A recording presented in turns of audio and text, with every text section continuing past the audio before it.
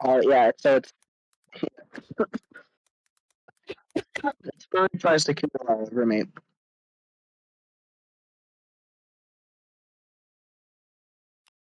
Yo, the furry tries to kill the roommate. Yeah. All right, here we go. Suspect is still inside. We're trying to extract now. Sheriff's office, anybody's inside, Yes. come out now with your hands up. It's You guys need to wait here to FAC get you, okay? probably a 911 call. I don't know. You just gotta. I never watched the whole thing, so I don't know. I have to go. A person just got stabbed in the neck, so I gotta go. On May 23, 2023, the Alachua County Sheriff's Office, located in Florida, responded to a 911 call from a distressed man stating that his roommate had stabbed him in the neck and he was pouring blood. Dispatch quickly put a call out to all units in the area, and law enforcement sped to the scene because the terrified victim was unable to give any additional details during the call, as he feared the suspect was still in the home. When you take the role play too far. Information to go on and face the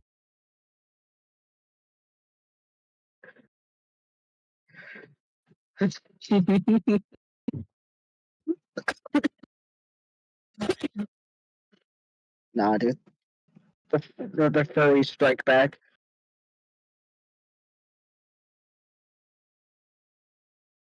The return of the furries.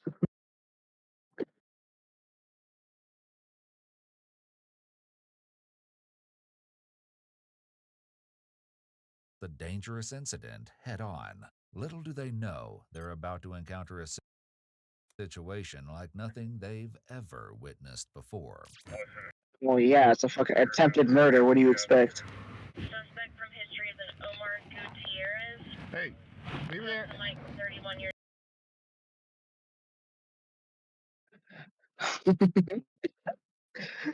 People these days.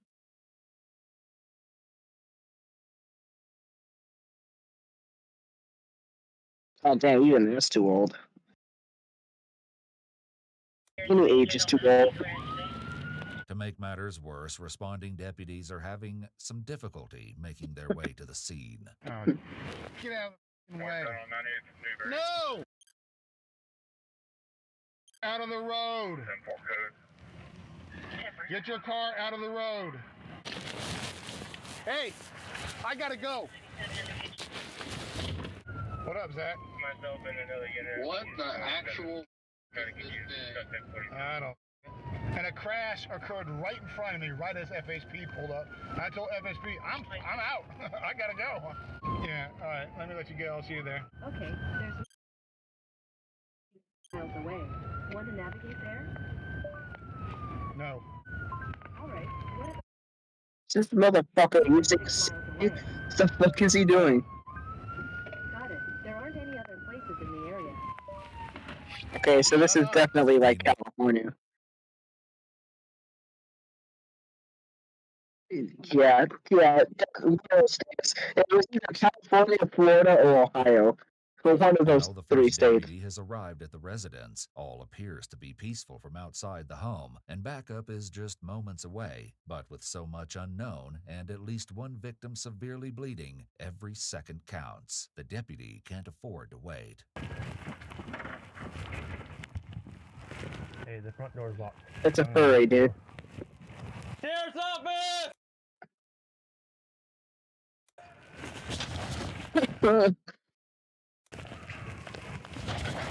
Sheriff's office!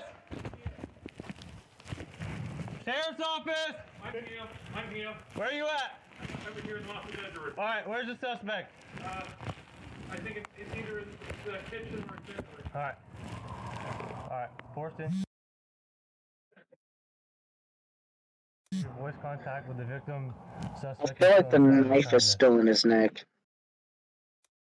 Extract now. Are you Omar? Hey, where are you at, man? Omar! Sheriff's office, anybody's inside, come out now with your hands up. Here, I think he might be in here.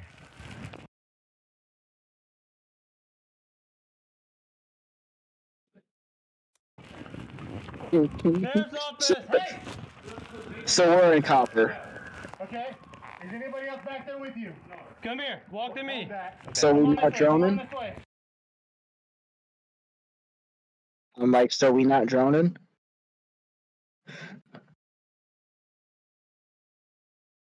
Okay.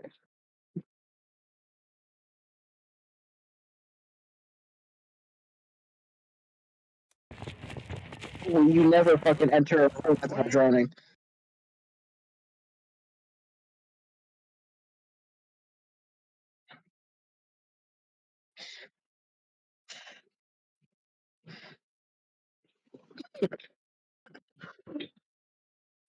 No.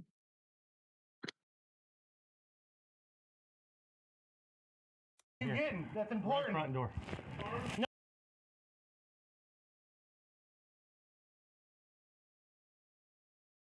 No, bro, come here. Come out here. Come here. Come on. Go to the road. Go to the road. Based on the appearance of the first individual to emerge, covered in blood and clutching the back of his neck, deputies can safely assume that the victim at least is now secured. However, the same can't be said of the suspect or the rest of the home. I'm gonna run around the back. All right. Victims out of We the were house. just throw a flashbang in there and rough them. Location.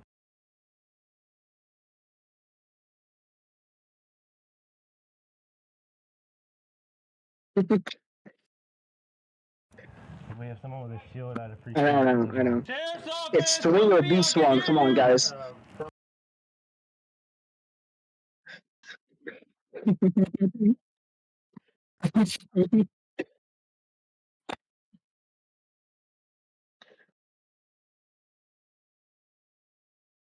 Clear and empty hands. I'm surprised I don't see it. That was like a spectacle Empty rifle. hands, right here. Come on. Walk out. Come on. Come this Walk out. this way. Turn around.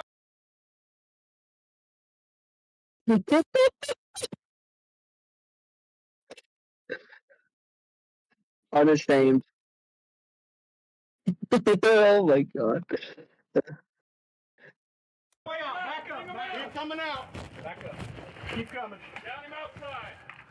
All the way They were role playing and they took it too far. This is 32-year-old Omar Gutierrez. Incident reports would later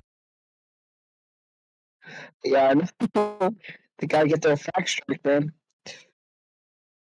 document that he I bet emerged you, wearing a black I bet and you, white I bet you jumpsuit. like a few minutes later they're gonna say he's 33.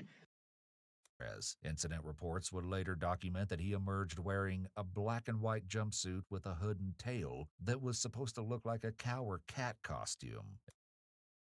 A As cow? far as A cow. I have never seen a cow that looks like that. Maybe a math teacher, but goddamn.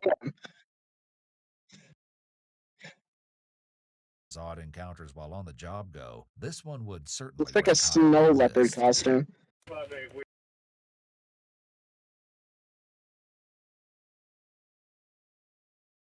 Encounters while on the job go, this one would certainly rank high on the list.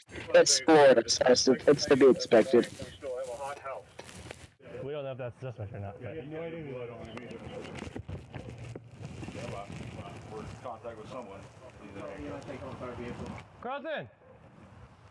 Hey, ask the guy. That's him. That's what they're doing right now. No one else in the house. Two cats, no dogs. Let's move the door. We'll get it done. All right. We gave a bunch earlier, but it won't.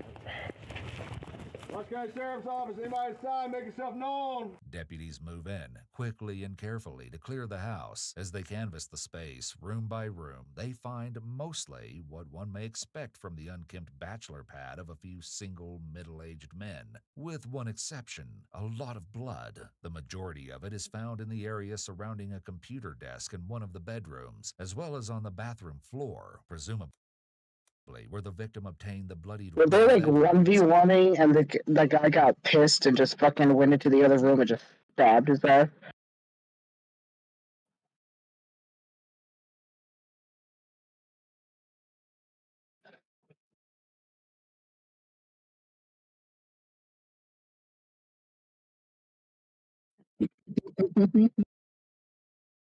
Oh my god, anything is possible nowadays.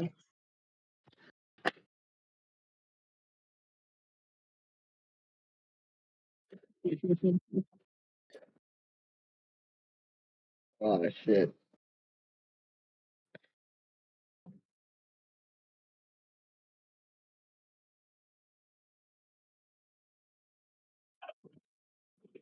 I'm not gonna fucking say. I don't remember what it was, dude. Was on the bathroom floor.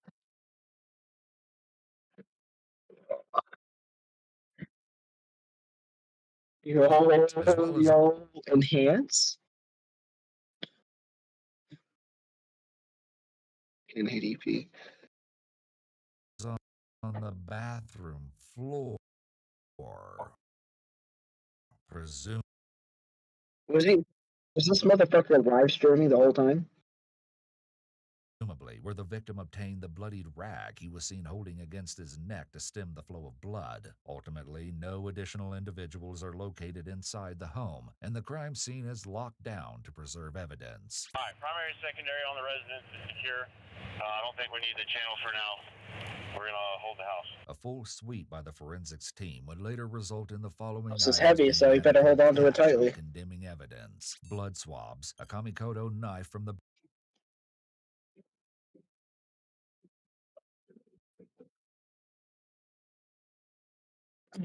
Yeah, definitely a furry.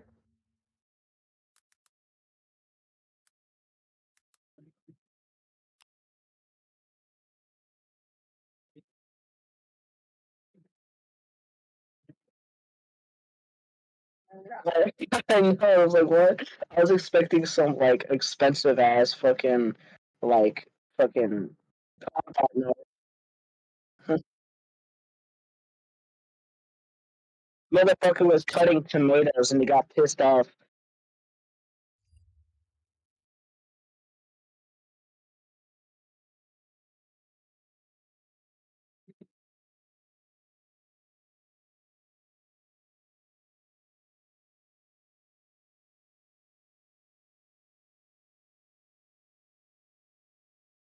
Oh my god.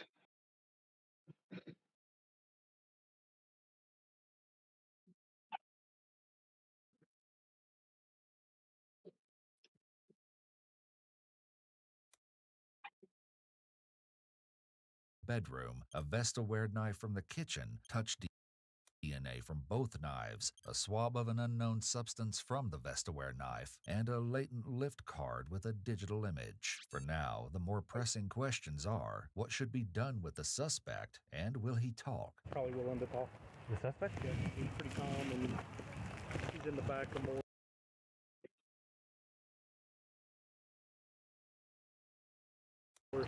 Didn't read him, searched him, no weapons. No Yeah. Okay, cool. Said, asked him if he was hurt. He said, turn around.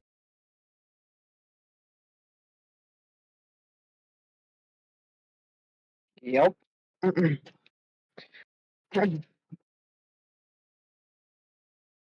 This some weird ass shit.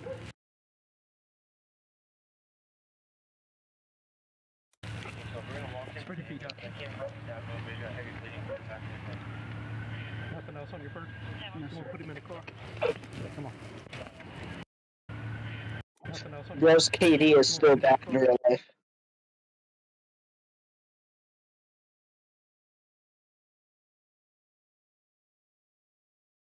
Oh, dude, he didn't even get the kill. He's fucking.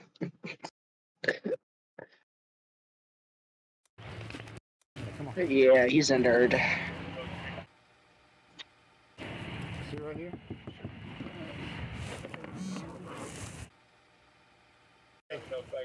Suspect here. You want him? We're gonna put you in a different truck, okay? Step out for me, please. Just do exactly as I say, and everything will be safe. I hope they took this mugshot in that outfit. Sit right there for us, my man. The following items were found on or near Omar and were logged as additional evidence: medical marijuana hand-rolled blunts, Oh my a god, random bro. piece of It's metal, even worse from the back. green button-up shirt with blood, and last but not least, the cat jumpsuit.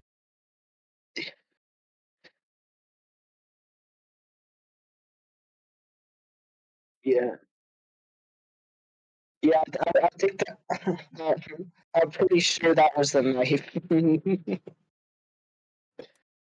From the victim, a bloody towel and a green button-up shirt covered in blood were bagged as well. However, officers seemed to be a bit short on the standard issue forensic packaging. Evidence? Yeah. Like what kind of evidence? Well, it's the rag he was holding for his neck. Bug had that. That's all I got for you. Who's up there? I have a manila folder. I can put it in the manila folder for now. Where's the knife? I don't know. I didn't see it. We don't have that yet. Yeah. Let me move. Just give me that. And I'll move my car away. Have it, bro. Okay, cool. Thank you. Bloody articles need to be dried as much as possible and then packaged in several layers or containers of paper. The paper bag itself is more appropriate than plastic since it promotes drying. Interestingly enough, samples remaining wet actually degrade faster, though after drying, they should be frozen. It's important not to place a wet biological sample into a package that is too small because that delays drying and increases the chances of spoiling any evidentiary value. Given the immediate Totally not taking notes right now. evidence in a paper bag is likely the best the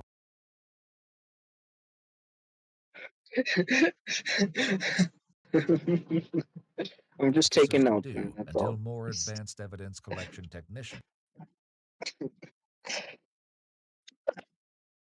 arrive Factor on cap. scene.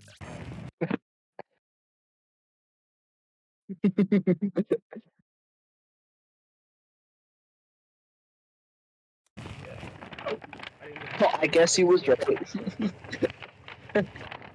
Worked out as good as it could have. But, yeah. Hit something? Huh? Had to mix something. That's a lot of dick. That's a lot of blood, yeah. You had to mix something. That's a lot of dick.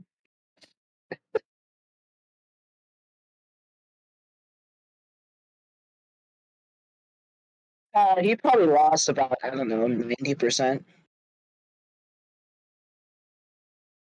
He probably lost about, like 2% of his blood. Nicked, as it turned out, would be putting it lightly. The victim, who It's a lot of identified blood when himself you as consider Jeremy how much Newman, blood was you tended have to in your by body. the first deputy to arrive at the scene after Jeremy exited the home. That deputy He's described getting the freaky. encounter in his incident report. Fight himself.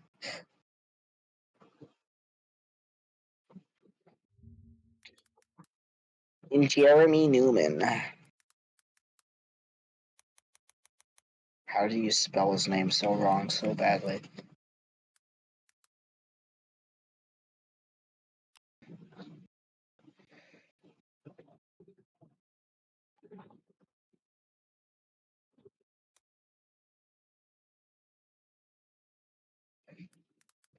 Because that guy's not famous, that's why.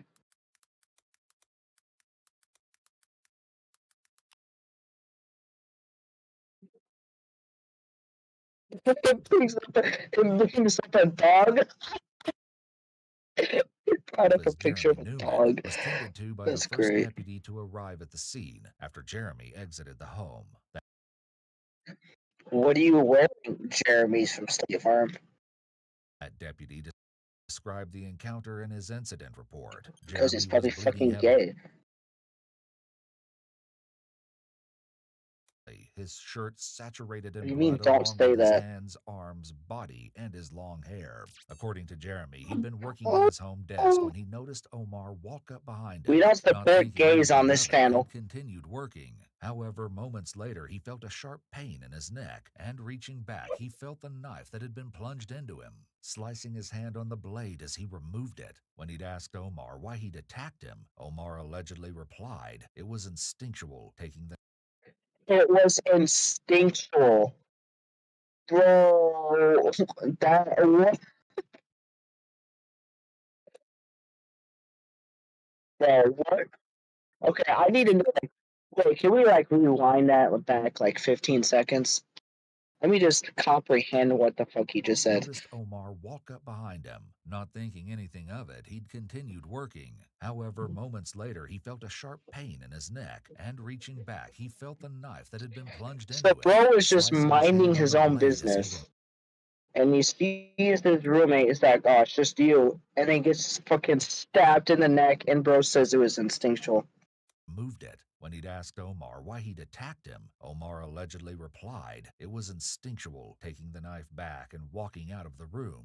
Jeremy was transported to Shan's emergency room, where he continued to give his Who shocking just acted tale. like nothing happened, just stabbed a guy, and then just continues on with his business. Yeah, my bad. Oops. It just goes on about his day.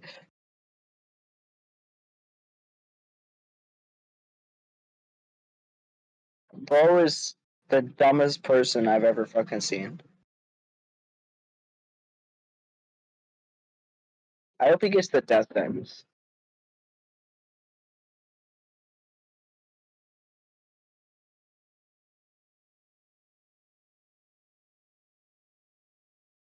Yeah, that's fucking crazy.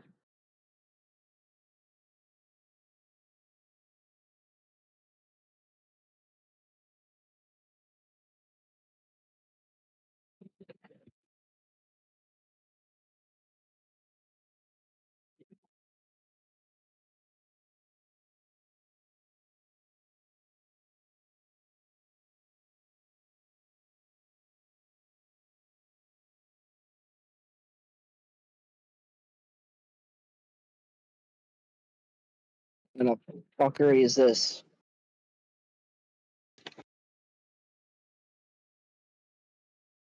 He explained that he was an Australian native who had moved to Florida in 2004. Shocking tale. He explained that he was an Australian native who had moved to Florida in 2014 to continue his postdoctoral research at UF. Omar, it seems, had moved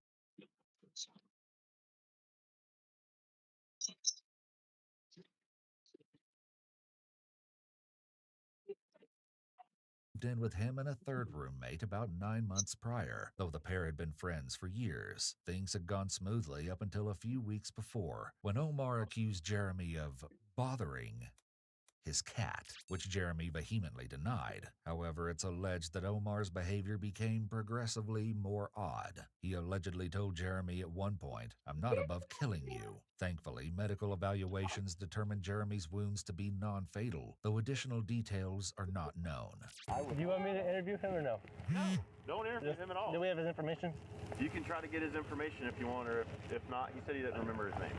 So, just for now, this is going to be... Oh yeah, yeah, the classic. Oh, Background I checks don't know my revealed name. I forgot.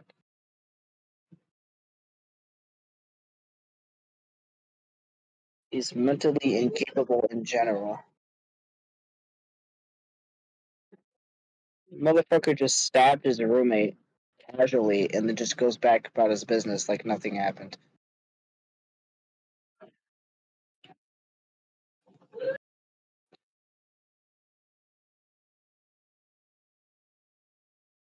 That's a wild shit.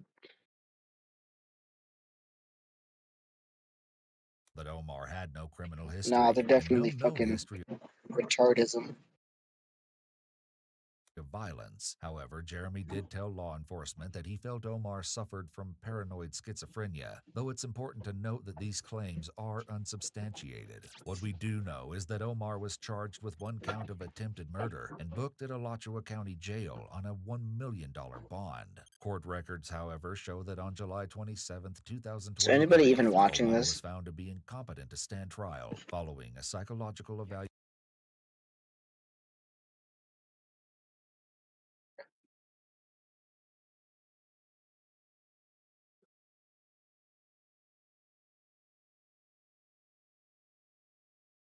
Did he pick up a Mexican or something? Did he accidentally pick up a cartel member? Is that why did he? Is that why he regrets it?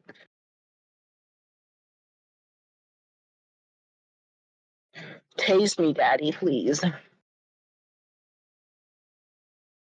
So they said, call my mom, and I never said that. I love myself too much, man. Cuff off for what? I'm not a threat to myself or no one else. Tase me, go ahead. No, tase me. Get on your knees. Bye, Mom. Bye. I can't wait. I can't wait. I can't wait. Then I'm going to marry him. County. Yippee, yay! This is John Lee Cronin. On June 2nd, 2022, Marion County Sheriff's deputies responded to a call reporting that he'd sprayed a woman in the face with a garden hose. Supposedly, he'd asked for a drink, claiming to W. be hyperventilating. Hoping to gain some more clarity, deputies separate the two as soon as they arrive to obtain individual accounts. At least one of these conversations will not go well, and what begins as a bizarre encounter eventually boils over into a bout of insane theatrics, unlike anything you've I mean, seen it's not before. that weird. I'm fine. You don't need medical attention? No, I'm fine. I just hyperventilated. That's all. Okay. Cool. All right, man. I'm good. Yeah. So what's going on then? Obviously, Florida. But he said Marion County. Look up Marion County. Yep, that's in Florida. Yeah. It's in fucking Florida. That's fucking great. It's white trash for you, man. That's white trash for you. I sprayed her with the hose. Me and her were arguing. So, hold on, come over here. I'm gonna get this shit, making a mud puddle of my life. Why would they say that? Because I was arguing with her and she don't want me to be here or whatever. She wants me to get away from her. You know what I mean? I told her I got. I don't know why they didn't put Florida man, and they put Maine instead of Florida man. I'm not. See what goes on. See what happens. You know what I mean? This is my house. This is where I live at. So you never said you were gonna harm yourself? No, man. I ain't gonna harm myself. Never said you were gonna harm anybody else? Watch your foot. Watch your foot. No. Probably 23, Marion, 1015. I ain't gonna harm myself or nobody. There's that in prison and all probation. You know where you're at? Yeah, absolutely. I don't know the address and all here, but I know where I'm at. What town are we in? Listen, this is Summerfield or Akawaha.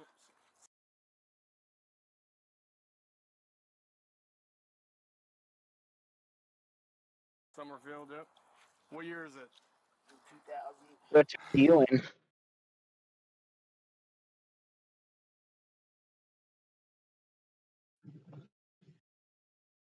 What's your address? What's your social security number?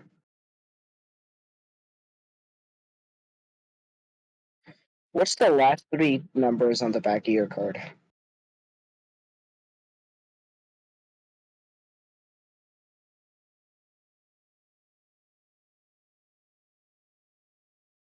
Your mom, 69420.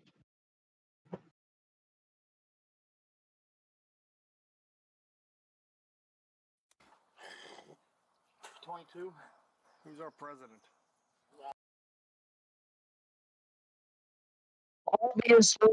Obviously, it's Hillary Clinton, guys. Come on, relax.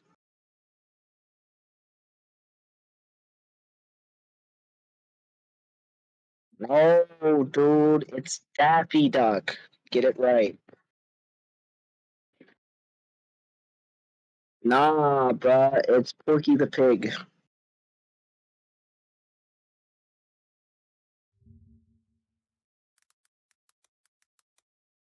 You're gonna look up Looney Tunes characters.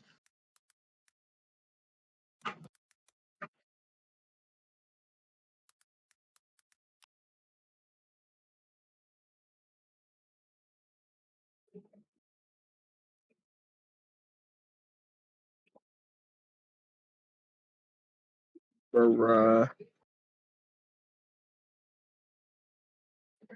That's just Meg, dude.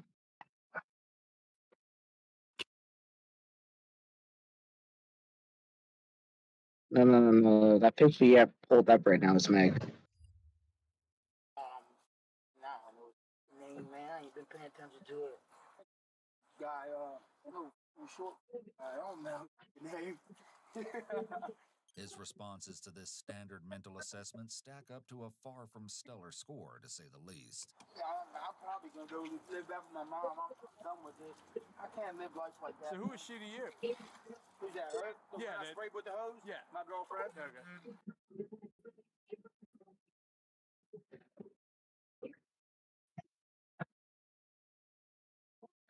Okay. Damn. She ugly as fuck.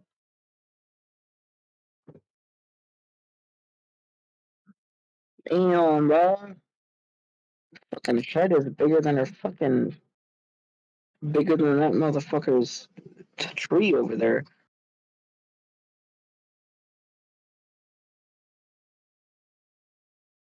We were arguing. No, it's still fucking big as fuck.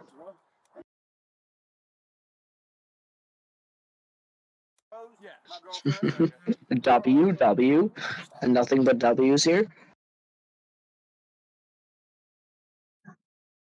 I do, obviously. I will never stop doing cocaine.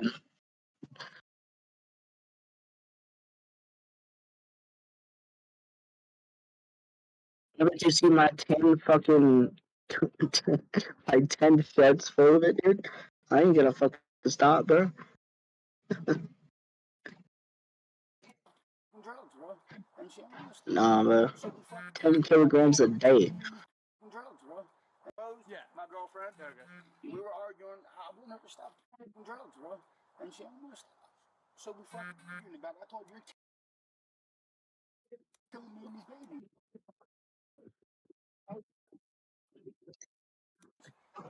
Taking life out of me and these babies because you don't want to stop your foolishness.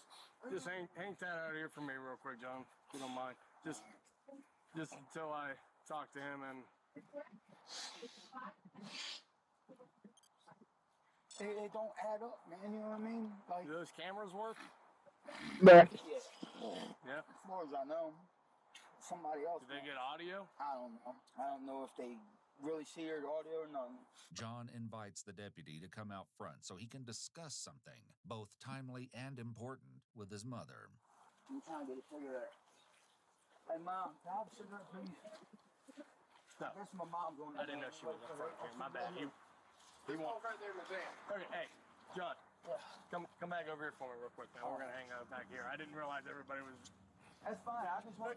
I'll get a cigarette. Mom, bring me a cigarette. Hey, I'll get you a cigarette. Just go back there with my partner, okay?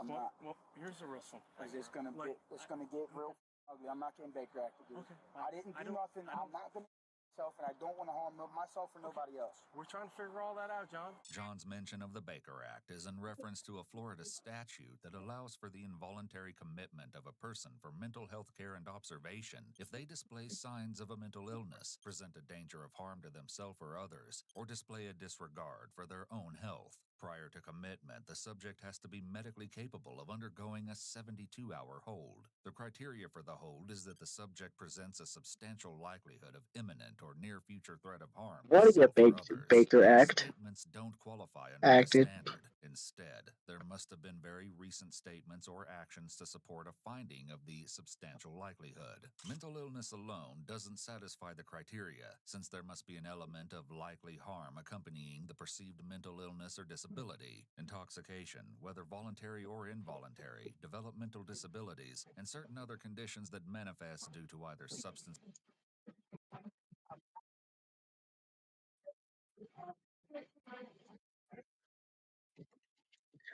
Oops.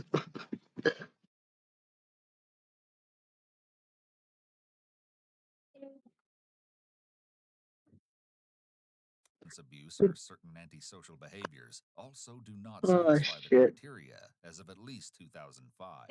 Depending on the outcome of examinations conducted during the hold, the person may be involuntarily placed in inpatient or outpatient treatment, voluntarily placed in treatment, or released without further evaluation and treatment. But even if that was the case, yeah, that'd be pretty stupid to catch a charge or something stupid. It is what it is. Okay. It is what it is, man. Life goes on, you know? You don't want to go back, man. I You don't said you just care. got Life out. goes on, brother. Life goes on. At long last, someone comes out of the home and cautiously walks a cigarette over to an officer who allows John to smoke it. This brief hiatus in theatrics turns out to be short-lived. Officers slowly and cautiously approach John, hoping to de-escalate the situation before things get out of hand. John, do me a favor. I'm not getting Baker acted, dude. I'm not cuff off for what? I'm not a threat to myself or no one else. You're gonna have to tase me. You're gonna shoot me, dude. I don't even know what's going on. Huh? You're gonna have to tase me, dude. He's gonna shoot me with that taser. Don't touch me, dude. Don't touch me. Don't. Touch me, dude. Get on the ground. Touch me, you're gonna get tased. Get on the I ground. don't care. Kill me. I don't care. Get on the ground. I don't want to tase you, man. Come on. Please. You're Baker acting me for what? I'm not no harm to myself or others. Hey, you just told I us don't to want to kill tase you. you, man. Okay, that's what he's trying to do. Kill me by tasing me. My body's soaking wet and he's gonna tase me? We're not trying to tase you. Tase me. Go ahead. No. No. No. I'm not turning around. I'm not cuffing up. All right. I'm not turning around and cuffing up. I really don't want to tase you. Man. Tase me. My body's soaking wet. Yeah.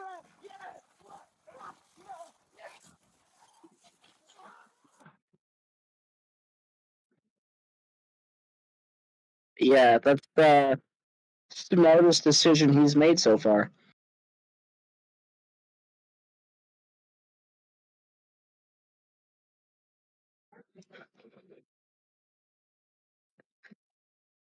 Yeah, I don't even like watching shit like that. Like I used to like it. Like I watched Donut Operator. I used to like watch this shit. I mean, I still do. It's just a little bit hard to watch now. It's just like goddamn, like you just cringe.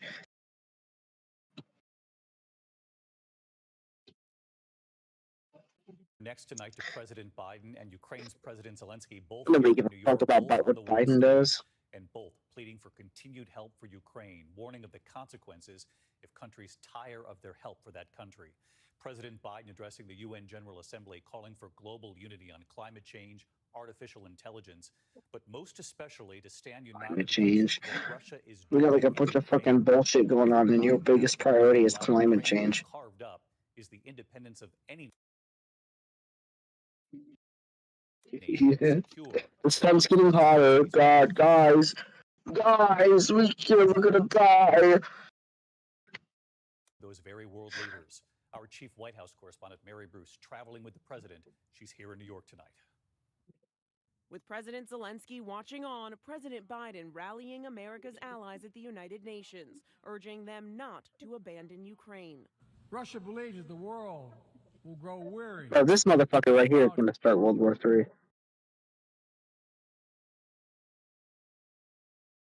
Ukraine.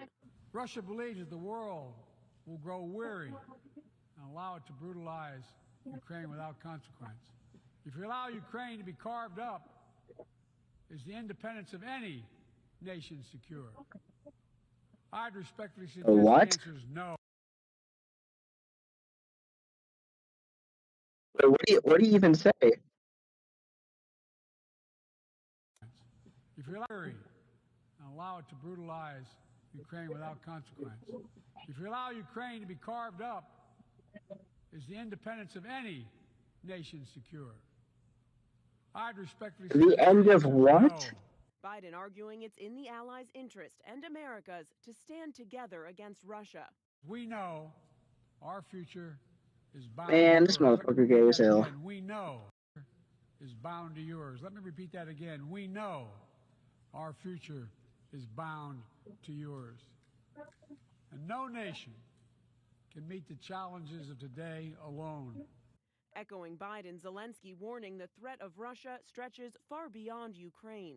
The goal of the present war against Ukraine is to turn our land, our people, our lives, our resources into a weapon against you, against the international rules-based order. Zelensky cautioning anyone who would cut a deal with Putin that he can turn on you, just as he did on mercenary leader Yevgeny Prigozhin, the former Putin ally who led a mutiny against Moscow and died when his plane mysteriously crashed exactly 2 months later. Evil cannot be trusted. Ask. Huh?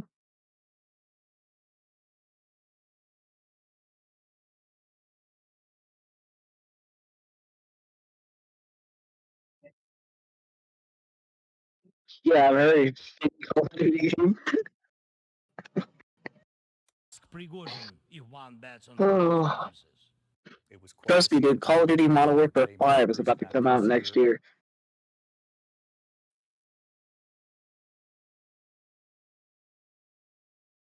Call of Duty. President Zelensky. Yeah, I suppose, Coach. Because I'm thinking of Call of Duty 4 Modern Warfare. Yeah, so probably Call of Duty Modern Warfare 4. Many Republicans making it clear already they want accountability, how all of this money is being spent. But those same Republican leaders also know that without America's help, it will be very difficult for Ukraine to win against Russia. It will, and David, Republicans are increasingly torn on this. A growing number on the far right want more guardrails in place on this money. Some even want to stop funding Ukraine entirely. Press today, House Speaker Kevin McCarthy wouldn't commit, while others like Senate Republican leader Mitch Yeah, because it's none of our fucking business, bro. That's their shit. We have nothing to do with it. Putin just wants Ukraine back. Literally, that's all Putin wants. He just wants Ukraine back because it was originally part of the OG USSR. Ukraine was a part of Russia, the Soviet Union.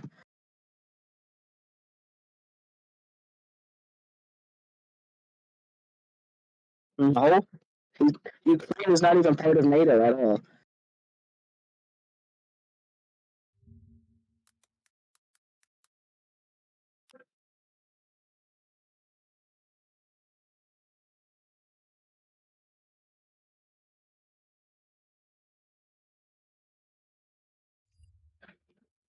Yeah.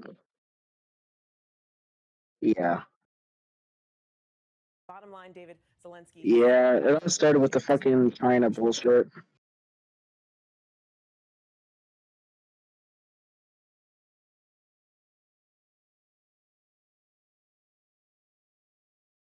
Yeah, so what did they do? They sent a balloon into our country. They sent a balloon into our country. Funding this fight. The bottom line, David, Zelensky has his work cut out for him in Washington this week. Mary Bruce back with us here in New York. Thank you, Mary. Hi, everyone. Alright, I'm done. Done with this bullshit.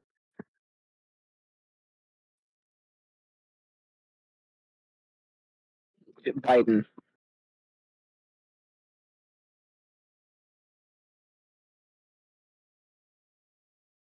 You know, my dad says fucking Trump, if he ever gets back in office, he should just go dictator. Fucking though.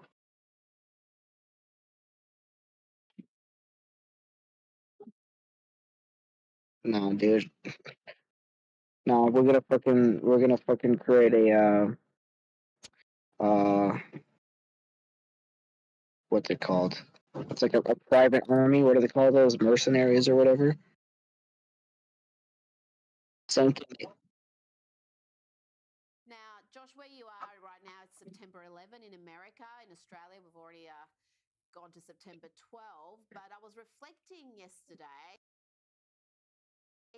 on how much America has changed since that attack and how the magnitude of that awful day has been minimized in many ways. I mean, we've got the vice president and others comparing January 6 riots. I mean, we've got the vice president and others has been minimized in many ways. I mean, we've got the vice president of that awful change since that attack and how the magnitude of that awful day has been minimized in many ways. I mean, we've got the vice president and others comparing January 6 riots to this coordinated terrorist attack that killed thousands. Look, Rita, for me personally, I grew up in the New York area. I grew up in a town about 25 Ain't nobody give a miles fuck where you grew up. I'm done watching. I'm annoyed. I'm like getting annoyed watching these fucking political bullshit.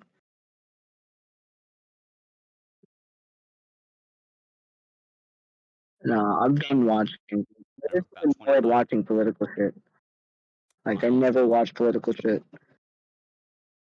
Of New York City, actually right on the Hudson River. And one of my really kind of coming to adulthood moments personally was being right there on the Hudson River on September 11, 2001, looking down the river and seeing the physical smoke from the towers. I mean, that was really kind of my impetus to start following current events, to start following politics, to develop kind of really kind of intellectual opinions in general. I mean, because once you see that level of visceral, shocking, unambiguous evil in the world, you are kind of immediately radicalized into being something of a conservative. But I guess that's kind of a talk for another day. The point is, having grown up there and lived there in New York, I literally remember the candlelight vigils trying to comfort people who lost their lives. 3,000 Americans slain, the absolute worst terrorist attack in the history of the country. And Kamala Harris is trying to compare that to what? To Ashley Babbitt. And there was one Capitol Hill police officer who died of an unrelated cause a day or two after that. I mean, it's just disgusting. It's absolutely disgusting. But it's actually very telling, Rita, and I'll tell you why. You know, for years after 9/11, you saw regimes of both political parties, initially the Bush administration and then later the Obama administration, try to weaponize the surveillance state and the intelligence community apparatus against mostly foreign enemies. Then we saw it kind of then taken to be domestic enemies during the Trump campaign in 2016 with the FISA warrant on Carter Page and all of that. But what we now see happening with the persecution of the January 6th political prisoners, and this is really not so subtly, I think, what Kamala Harris is trying to do here. She's trying to take that same mentality of terrorism. You know, as George W. Bush said, you're either with us or you're with the terrorists. She's implicitly, really not so implicitly, pretty explicitly actually, trying to make that same comparison to January 6th and basically saying if you are an enemy of our regime, if you are MAGA,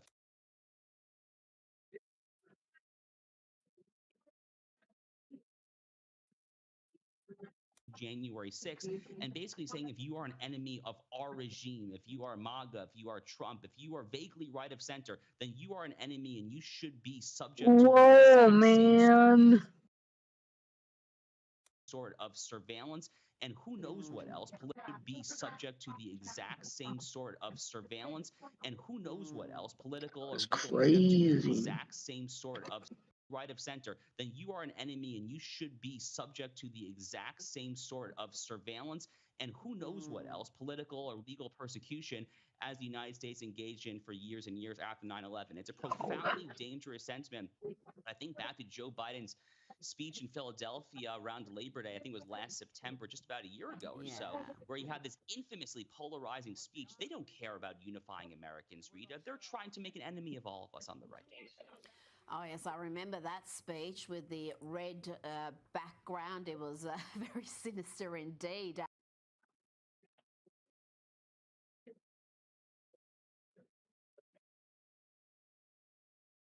But first, let's take...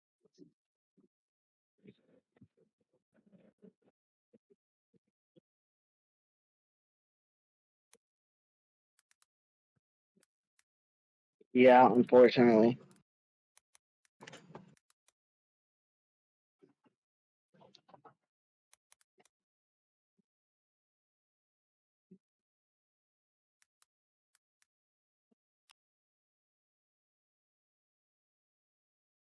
What happened in 2021?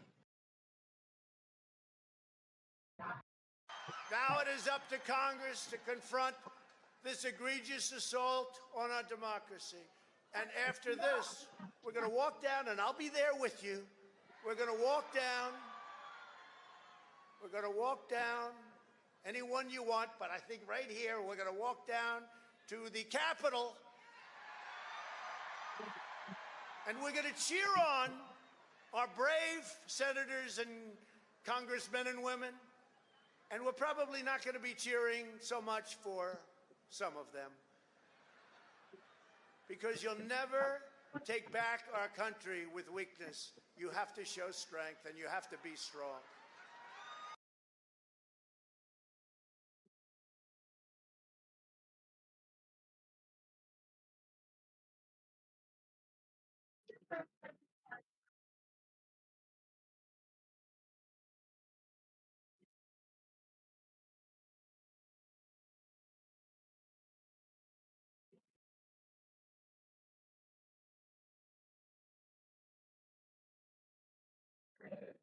That's crazy, bro. And Mike Pence is going to have to come through for us. And if he doesn't, that will be a sad day for our country, because you're sworn to uphold our Constitution. Now it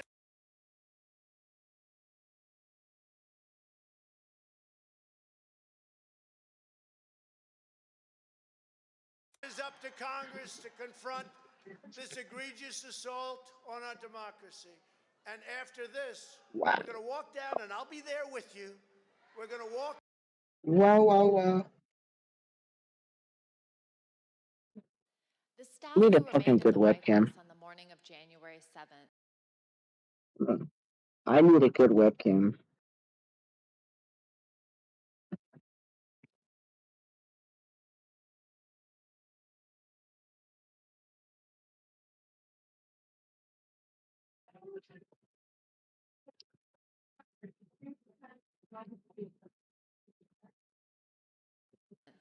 Knew the president needed to address the nation again, and they had a speech prepared for him that morning, but he refused for hours to give it.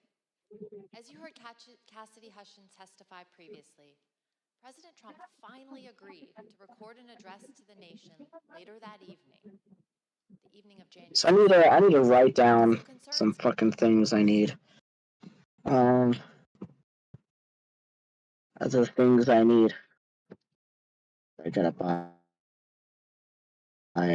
much. Wait. No, I'm talking about for my fucking computer. Okay, give me He might be removed from power under the 25th Amendment. new text document. Concerns he might be removed from power. Okay, what I need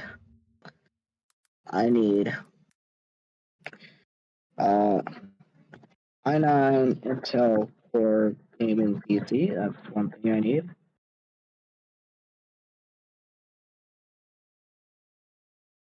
ADP.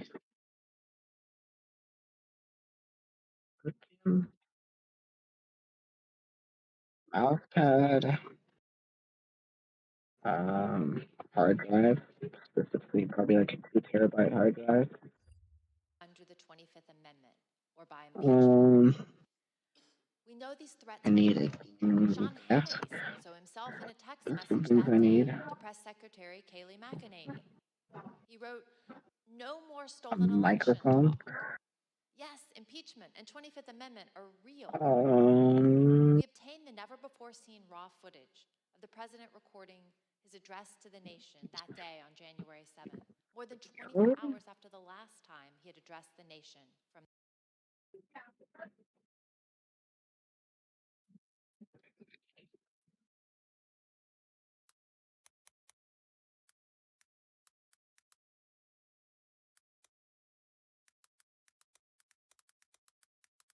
honestly don't care. While President Biden and his family were celebrating July 4th on the Truman balcony, behind the scenes, the Secret Service was investigating the shocking discovery of cocaine just steps from the Oval Office. How this got into the White House and who brought it in, all of those questions still lingering. Here's what we know. The cocaine was found in a small dime-sized bag during a routine sweep in a cubby used by White House staff and guests to store cell phones. There's a small wall of little cubbies where guests are told to leave their cell phones before entering the West Wing for tours. That's because photos are not allowed inside the West Wing. A field test by the D.C. Fire Department confirmed it was cocaine. We have a yellow bar stating cocaine. The search for the culprit was the main focus of today's White House press briefing. The president thinks it's very important to get to the bottom of this. That's why Secret Service, which is under their purview, is looking into this. Washington Post White House correspondent Tyler Pager, who broke the story, says it may have been a guest of a White House staffer. If you are a White House employee, you can sign up to give guests guided tours of the West Wing, and the place where this was found is the entry point for those tours. So some in the White House believe the cocaine is potentially associated with a tour that was ongoing on Sunday. Conservative media is pointing the finger at the president's troubled son, Hunter. This was all unfolding in between visits from the president's son, Hunter, a recovering drug addict. Hunter was not at the White House when the cocaine was discovered on Sunday. He was at Camp David with the rest of the Bidens.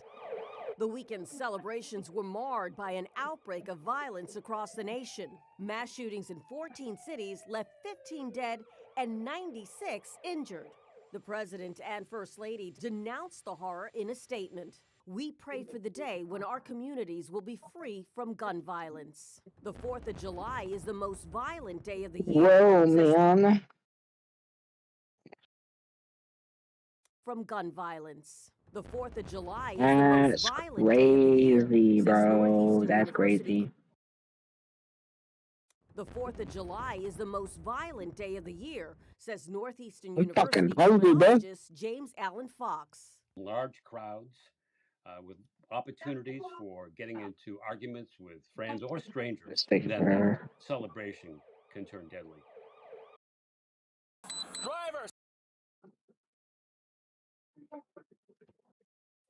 step out of the vehicle. It's heart-stopping body cam video as a police officer holds the driver at gunpoint. Face away from me. Hands on your head. Step back to the sound of my voice now. Now. Step back. Step back. Step back. William Albrecht admits he was speeding, but he had good reason to. He was headed to his veterinarian's office because the family dog Stella had been hit by a car. You can see his wife Tara cradling the badly injured They gotta Labrador quit in it. the passenger seat. Never mind. Their teenage son Remy is also there. The driver pleads with the cop to let him get help for his injured dog. My dog's about to die! Hands up! My dog's about to die! Keep your hands up! Please! My neighbor hit my dog, that's my son and my wife! It was horrifying. Like, my heart dropped, like I'm defenseless. All these guns drawn at my husband and my son and our vehicle over trying to save our dog. How fast were you going? 55, 60, you know, maybe, if that. Please, sir, my dog's about to die! I stop. You stop your car. 16-year-old Remy was also forced to kneel down and was handcuffed. Listen.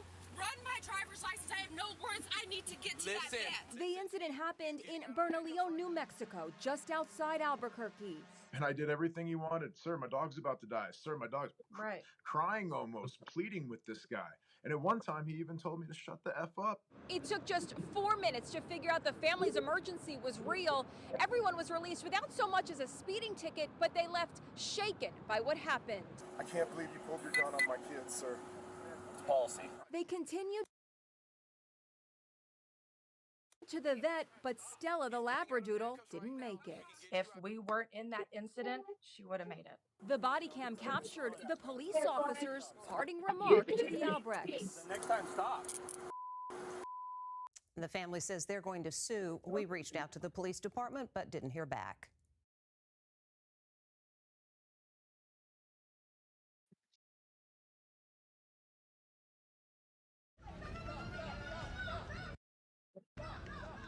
New York City 911. Do you need police?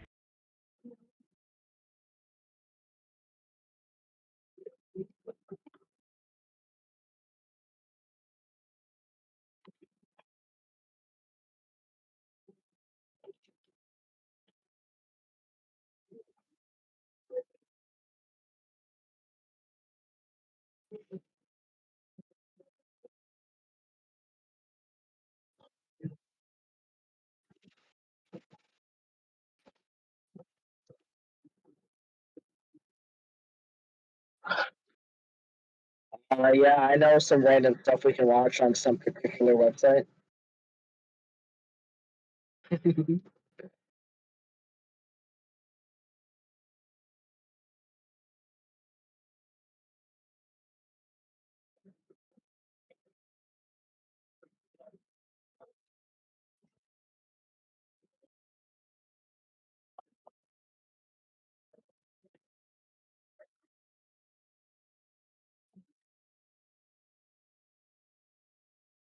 Huh?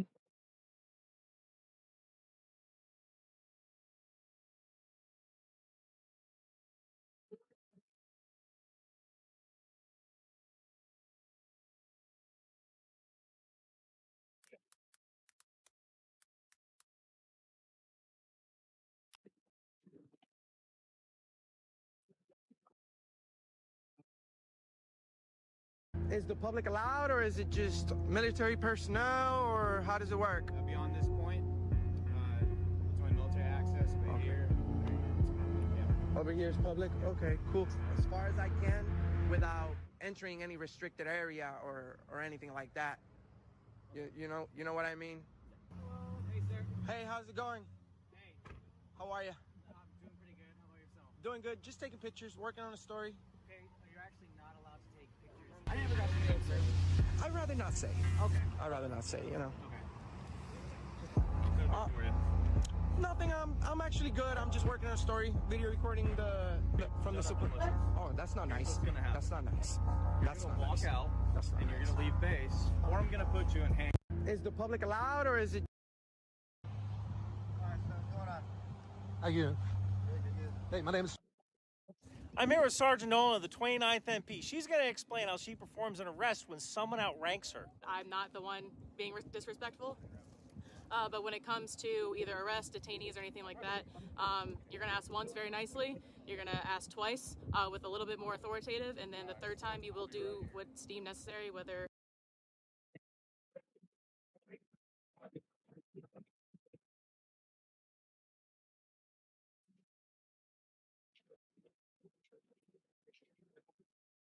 Go to jail for what? He did nothing wrong. Did I not just tell you we're trying to figure that out? He is autistic. Get him out of the cuffs. I don't understand that. Then what are you doing? You can't talk to him. You understand what I'm saying? I understand what you're saying. Wow. Get him out of the cuffs and get him back to my house. This is his house. They received a call of a stranger looking in the windows of homes in the area. But when the homeowner comes outside and says, "Hey, I live here," proves that he lives there, lets you know, hey, this is my son. He also lives here. Why is he bleeding on the shoulder, though? Did you tackle him down? He's going to need some medical attention. Did you see the blood coming off his back? Come here, son. My arm, okay? Man, he's got marks on his freaking wrist, man. Be careful. You're Jeremy? Yes, I am. Sorry, I'm a little upset right now. I understand completely. I'd be too if it was my son. You risk your life serving your country, but Young people, freedom is not free. Someone always has to pay the price. The price is high, but Americans have always been willing to pay it when necessary. My advice to you is to keep yourself prepared, because it may be your turn the next time freedom is threatened. Guys, is this shooting justified? Earlier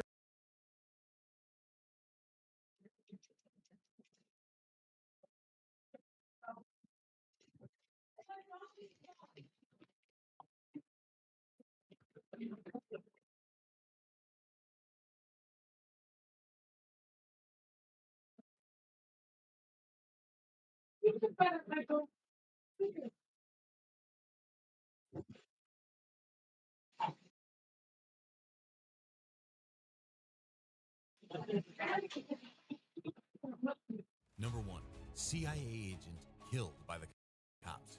In 2008, a shocking incident took place in Houston, Texas, that saw a high-speed car chase turn deadly. It all started when a Lebanese-American CIA agent named Ronald Carnaby was stopped by a police officer for speeding on State Highway 288. When the officer asked him what he did for a living, Carnaby made the fateful decision of telling the truth, that he worked for the CIA. The officer, however, was skeptical of Carnaby's story and decided to check him out on his squad car radio and computer.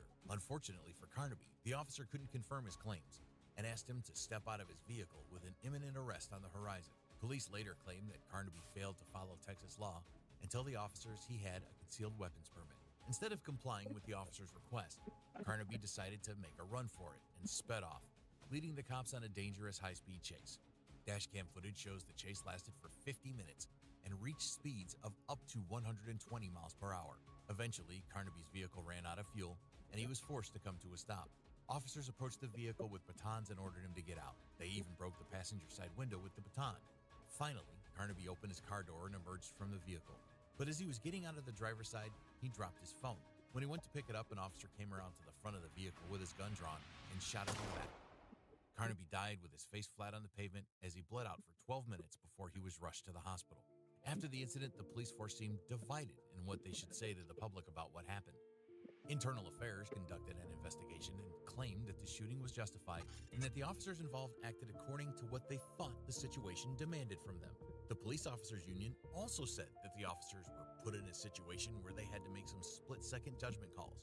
We feel that the judgment calls they made were the correct calls. We certainly intend on appealing the discipline, said Gary Blankenship, HPOU. However, the officer responsible for pulling the trigger, Charles Foster, would still be held responsible for violating police conduct and behavior, according to the Internal Affairs report. The union also said that despite the violations, they will stand by their officers and will represent them in an appeal against the Internal Affairs findings. Former officers like Tommy Nixon, however, have a different take on the situation. He felt that the situation could have been handled better by the officers. He also said that police training instructs officers to create distance, find cover, use the PA system, take shelter behind their vehicle, and attract the suspect's attention. He even went so far as to say, "I can assure you that their careers at the department, for all intents and purposes, are over." Foster, in his defense, claimed that the department's limited training on high-risk stops didn't adequately prepare him for the confrontation. In his deposition, he explained that the training occurred in a classroom at a police academy and only used chairs to simulate passengers. Went to the U.S. Fifth Circuit Court of Appeals in New York. The story didn't end there. In 2010, the case went to the U.S. Fifth Circuit Court of Appeals in New Orleans. It was brought in by Susan Carnaby, a Houston school teacher who was married to Ronald Carnaby. The case was about the officer's conduct and the department's training procedures, where Mrs. Carnaby argued that the use of deadly force violated her husband's constitutional right to be free from unreasonable seizure. Now, a federal judge had already dismissed the case in 2009, saying that the officers were in fear for their lives and hadn't done anything wrong. But Susan kept fighting in the courts. She argued that the officers hadn't been properly trained on how to deal with high-risk situations like this, and that they should have approached Ronald's car differently. If they had, she and her attorney argued, they wouldn't have felt like they had to use deadly force. If the proper procedures were followed, Carnaby would have gotten outside of the vehicle and put his hands on his back. He'd be alive today, said Kellenen, attorney of Mrs. Carnaby. Susan wanted an injunction to force the Houston Police Department to change the way they handled these high-risk situations. But the city's attorney, Dave Feldman, remained firm on his position, saying that there was no evidence of the officers doing anything wrong.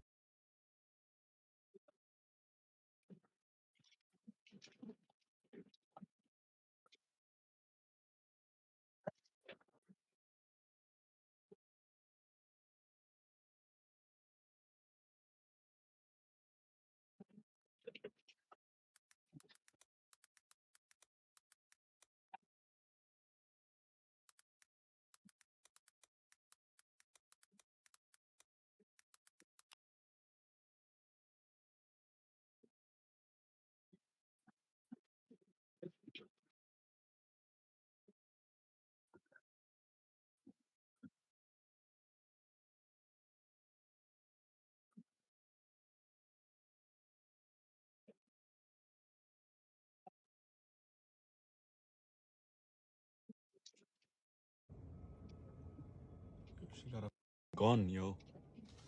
Yo, chill, son.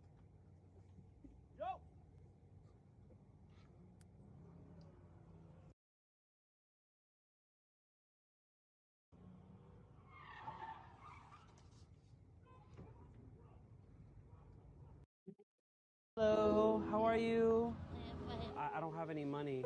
You think possible maybe I could still get one donut? It's possible? Just You got the wrong guy. I'm shooting all of you guys. Okay, I'm not standing up front.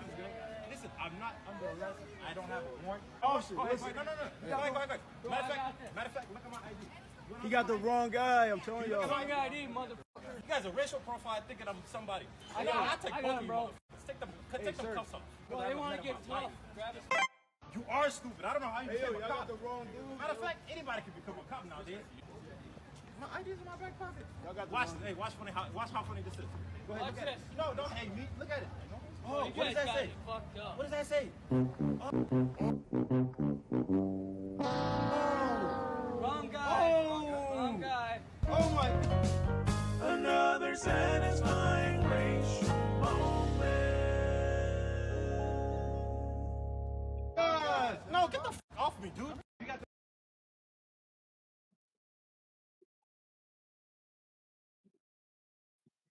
This little boy called the radio station in tears, and you won't believe what he had to say. I want to tell you something that God just told me. Okay. Last night, my dad was roping this calf. His parents didn't even know he was on the phone. Hold on. Mom?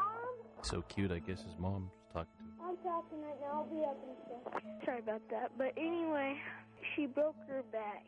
And this morning I went out and put her down myself. I was talking to God. I was asking God why she was special. And God said, you know, Logan, but my son was special, but he died for a purpose. It's kind of the same thing. That calf was close to me, and God's son was close to him. Just remember, when you lose the loved one, always remember that God gave his son too, and he understands. This little boy called the radio. You think I came down here for no reason?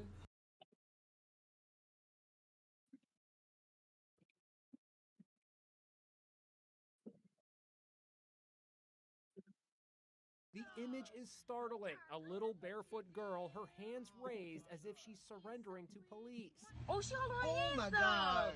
She walks towards officers. Oh my God. The woman recording the video seems to think one officer is pointing his gun at the toddler. He is holding a gun at the baby. The drama started after police pulled over a vehicle of suspected shoplifters. Step out of the truck! Are there any other adults in the car? No, sir. Two men are handcuffed. There's also a woman in the car. After the adults exit the vehicle, you see these itty-bitty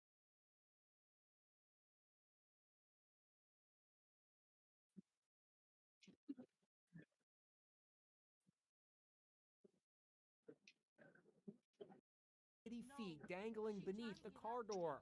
Oh my God. She trying to get out. She then mimics her father, who is in handcuffs.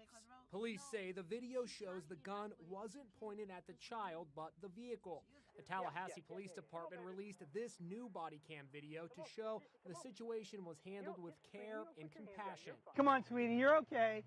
You're okay. You can hear the sergeant repeatedly assuring the girl that everything was going to be okay. You're okay. Come on over here, sweetie. You're okay. The reason why he didn't actually approach the 2-year-old is because, one, the 2-year-old doesn't know him. And, you know, for any reason, the 2-year-old might have ran out into traffic. Mommy's right there. Go to mommy, okay? Police didn't handcuff her mom so that she could take care of the girl. There was a 1-year-old who remained in the car strapped in a car seat. Hey, how's it going? An officer even helped the mom get the baby out. When officers searched the vehicle, they found a pellet gun. But the real surprise was the barefoot baby surrendering with her hands up to police.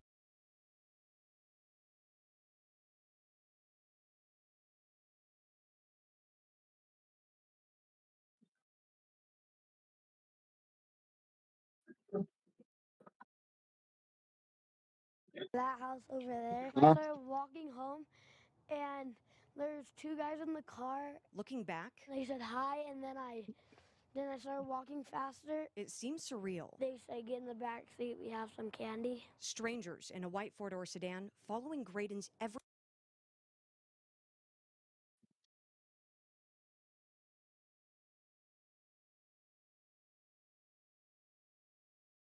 step as he walked home. I ran right here, and I just ran right there. You can see tense moments caught on his family's doorbell camera. Staying vigilant, he watched their car. And then I peeked my head out, and then they were they were literally like right in front of that little thing. But when he tried to go in, locked. I thought I was gonna be kidnapped.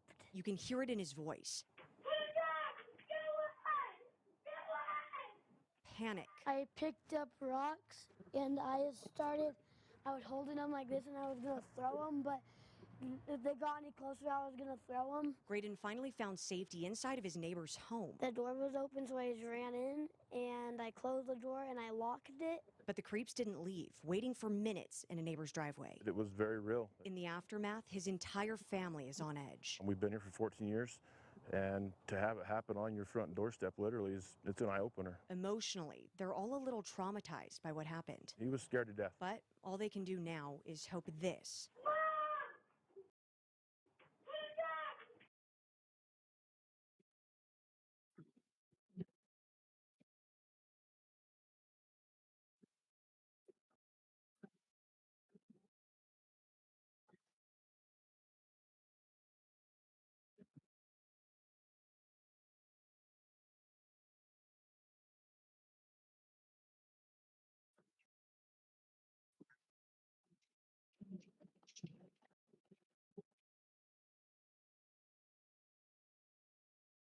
But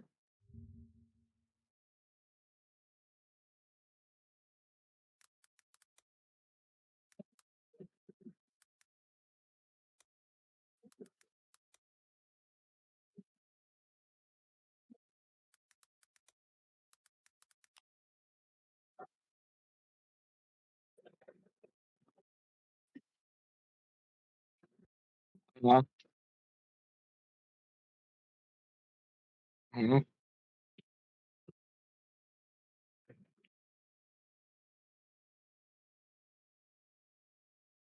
I've already seen that. I've already seen that.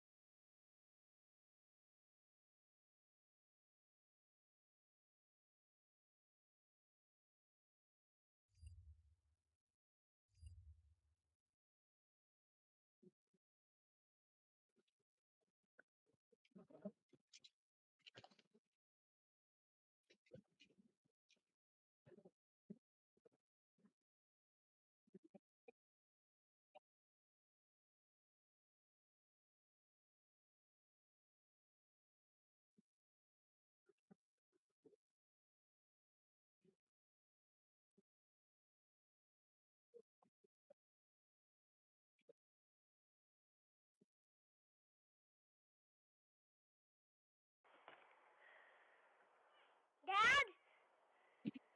Dad! Baby Gracie! Dad! How you doing, I man? love you! I love you. Oh, there's a big kiss. How's it going, man? How do you turn on the kid channel? How do you turn on the kid channel? Yeah, In the how do you house? turn on? How do you turn on the kid channel in the house? Yeah, I'm over here by myself because Mom let in me. Where's your mom at? You're not supposed to be home alone. She's at Courtney's Oh, with Alex, and I wanted to go home, and she said I could come here and turn on the kid channel. okay, yeah. Well, you just gotta press the power button. Press the power button on the side of the TV. You know how to do that, right? Yeah, but I don't know what channel to get on to get kid channel on.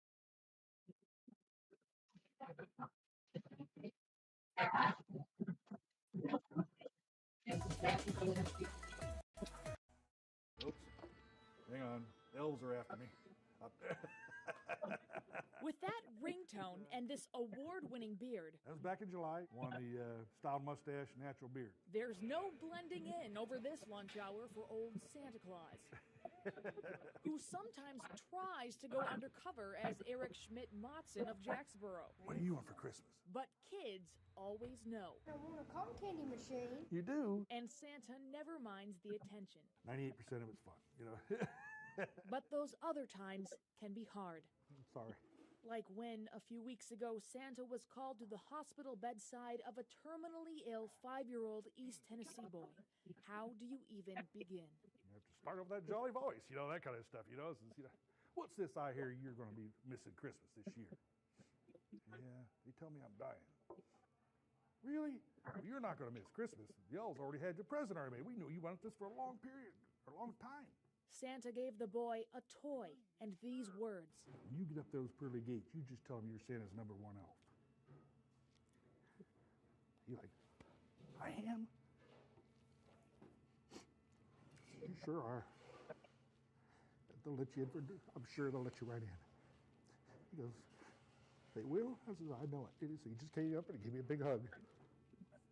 I had to hold him and he just kind of looked up at me and he says, Santa, can you help me?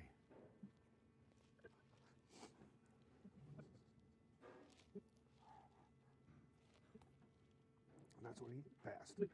He gave the one gift he could. When I got there, my job was to make sure that he got Christmas. You know? And he says the smiles on kids' faces are what keep him going, since joy goes both ways.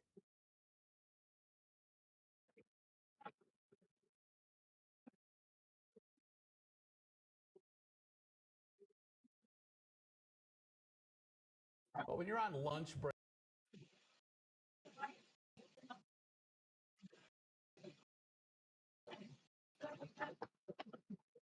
at work, it makes sense that you might get distracted, get called away, but then you come back and find that someone has stolen your meal. Wouldn't be a good feeling. Reporter FamousJesse tells us a little more about how one Michigan police officer's sandwich disappeared and who the culprit was. Nearly 40 officers serve the Wyandotte Police Department, upholding the law to the T. But now one of their very own is being accused of a deplorable act. It's usually not something another officer would do. Officer Cade Barwig has been on the force for 5 years. The 28-year-old tells me that the incident happened in this break room during lunchtime. Get out my lunchbox, get my sandwich out. I take 1 or 2 bites of it. Officer Barwig immediately gets called to assist with an unruly prisoner. Upon his return, Officer Barwig was shocked to see his salami Munster sandwich gone. Then I realized Ice was up here. Officer Ice. I knew that was kind of his track record. Officer Ice has been on the K-9 unit for 11 years. The German Shepherd is a decorated cop who has assisted several federal agencies. Detective Sergeant Ken Grote says Ice also has hundreds of drug busts under his belt. He found over a kilo of heroin in a wall in a house in Detroit. The Wyandotte Police Department posted the incident on social media.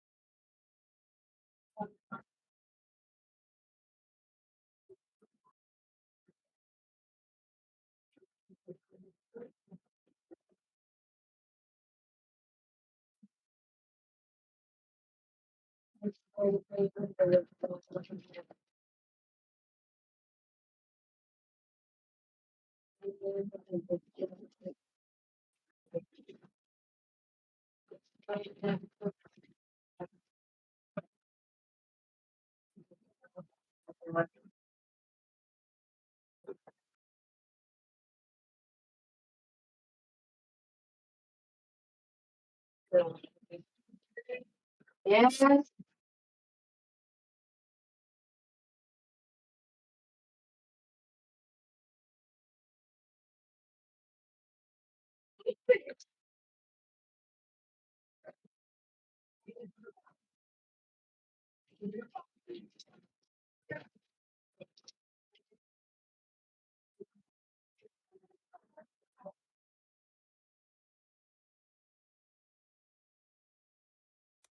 Noting that Officer Ice has pleaded the fifth Bruh. and asked for public opinion.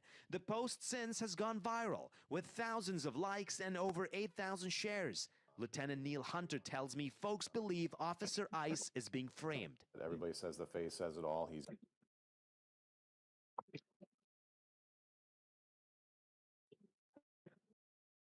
tells me folks believe Officer Ice is being Dog framed. is innocent. Everybody says the face says it all. He's innocent. He's got a handsome face, and he just couldn't do something this heinous. Now, pretty much every day, Officer Ice receives treats and toys not only from Michigan, but from around the world. He also received his own sandwich. Where are we now with this investigation? The public spoke. Attorneys have spoken, several of them, more attorneys than I've ever seen a defendant have. Attorneys have spoken, several of them, more attorneys than I've ever seen a defendant have. And have spoken, several of them, more attorneys than I've ever seen a defendant have. And he's been cleared of all charges, and he's back to work. However, for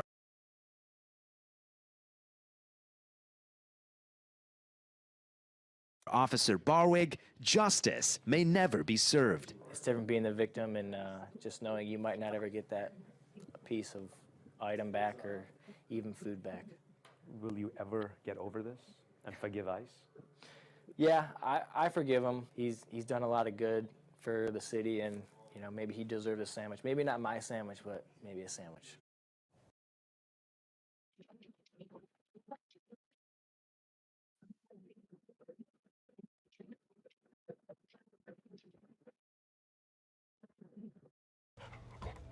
Chico is a 1-year-old Husky and German Shepherd mix.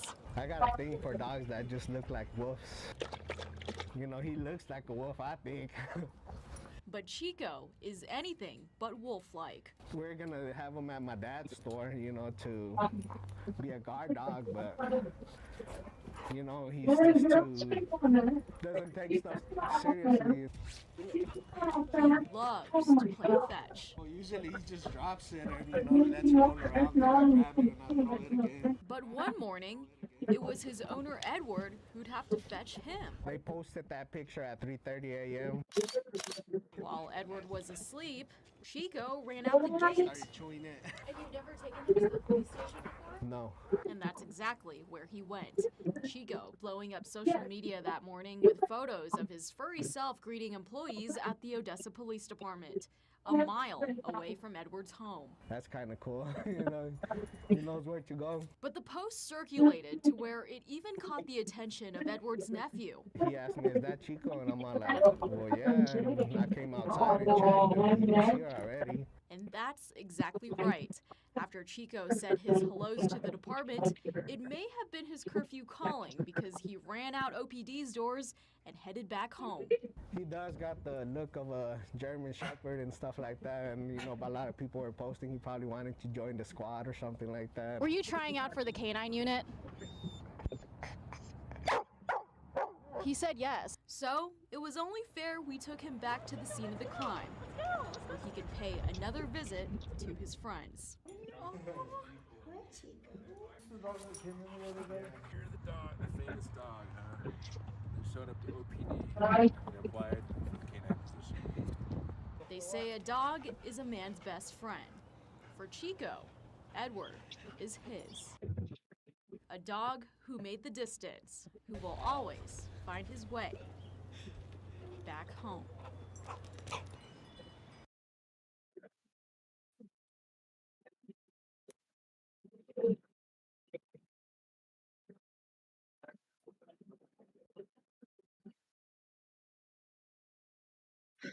I think you watched a lot. I stopped watching like 45 minutes.